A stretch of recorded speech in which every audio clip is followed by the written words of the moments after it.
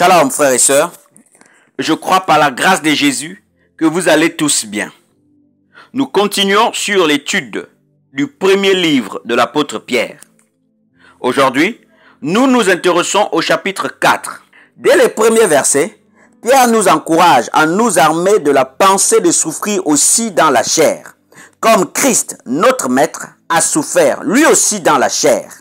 Pierre encourage les chrétiens à tenir ferme, même devant des souffrances pouvant entraîner la mort. Des hommes comme Paul et Pierre n'avaient pas peur de souffrir pour le Seigneur, quand bien même ces souffrances entraîneraient la mort. Nous le voyons dans le livre de Actes chapitre 21, le verset 10 à 14. Actes chapitre 4, le verset 17 à 21.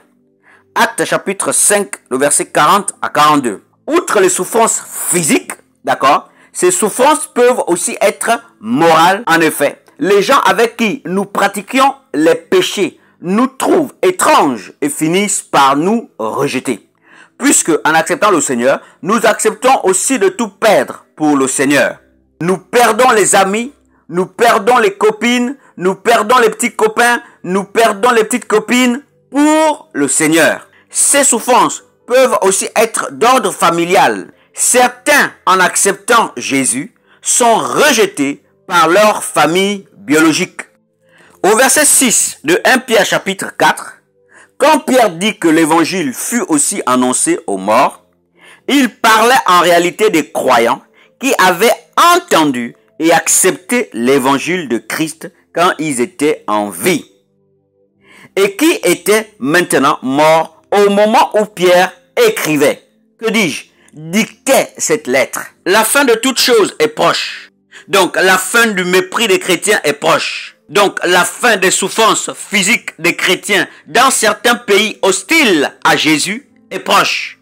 Pierre appelle ici les chrétiens à vivre dans l'obéissance totale à Christ et dans l'espérance, à la lumière de la parole sur le retour de Christ. Soyez sages et sobres. Être sobre, c'est aussi être équilibré en toutes choses. Le Seigneur dans Jean chapitre 15, le verset 19 dit: « Si vous étiez du monde, le monde aimerait ce qui est à lui. Mais parce que vous n'êtes pas du monde et que je vous ai choisi du milieu du monde, à cause de cela, le monde vous hait. » Jésus dit également dans Jean chapitre 17, le verset 11, « Je ne suis plus dans le monde, et ils sont dans le monde, et je vais à toi. Père Saint, garde-les en ton nom, que tu m'as donné, afin qu'ils soient un comme nous. » D'accord? Nous ne sommes pas du monde. Donc nous ne marchons plus selon la pensée du monde, selon le système impie du monde. Mais nous sommes dans le monde, donc soumis aux réalités du monde. Le païen et le chrétien n'ont aucune différence devant un boulanger, par exemple. Pour avoir du pain, il faut donner de l'argent, donc le prix du pain. Et pour cela, il faut travailler pour avoir cet argent. Donc, nous devons avoir la connaissance de la parole de Dieu, c'est bien. Mais nous devons aussi travailler, mais nous devons aussi réussir dans nos études. D'accord? C'est vrai, en ce qui concerne la foi, en ce qui concerne notre amour pour Jésus, le monde nous hait. Parce que nous ne faisons pas ce que le monde fait. Parce que nous ne marchons pas selon le système du monde. Mais en ce qui concerne la connaissance dans les études, nous devons aussi travailler comme les païens. Nous devons aussi étudier comme ceux qui n'ont pas accepté Christ. Un chrétien doit s'attendre aussi aux épreuves.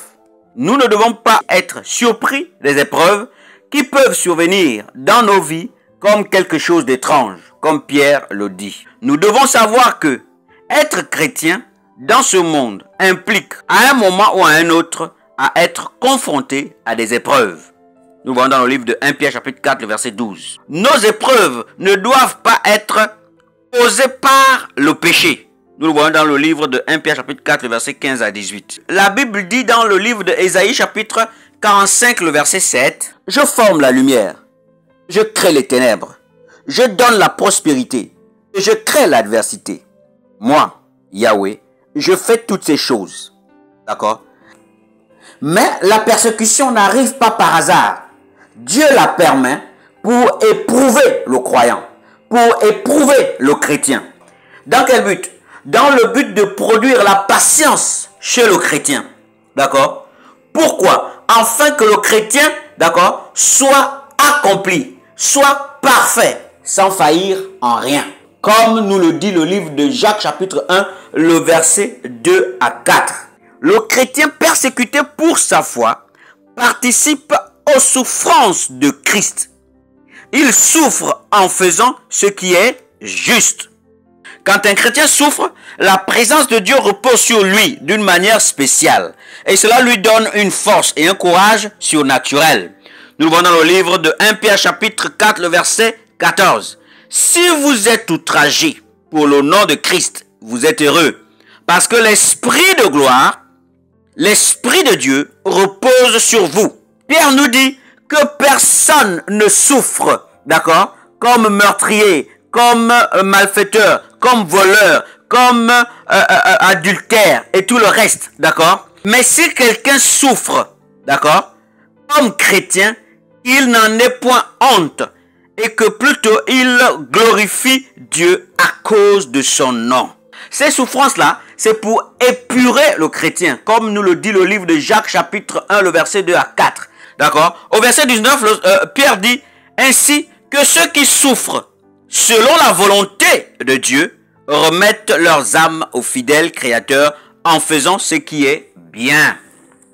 Que celui qui souffre en étant juste, que celui qui souffre en se sanctifiant, que celui qui souffre en craignant le Seigneur, que celui qui souffre à cause de Jésus, il remette tout entre les mains de Dieu. Un chrétien, d'accord, est appelé à souffrir à cause de Jésus. Ces souffrances peuvent être physiques, ces souffrances peuvent être morales, ces souffrances peuvent même venir de la famille, le rejet dans la famille. D'accord? Mais que ces choses ne découragent pas le chrétien, que ces choses ne le ramènent pas en arrière, que ces choses ne fassent pas en sorte qu'il se détourne de Dieu, qu'il se détourne de Jésus. D'accord? Pierre nous demande de nous armer de courage, sachant que le Seigneur a lui aussi souffert dans la chair. D'accord? Que le nom de Yahushua soit béni. Soyez fortifiés, frères et sœurs, au nom de Jésus. Amen.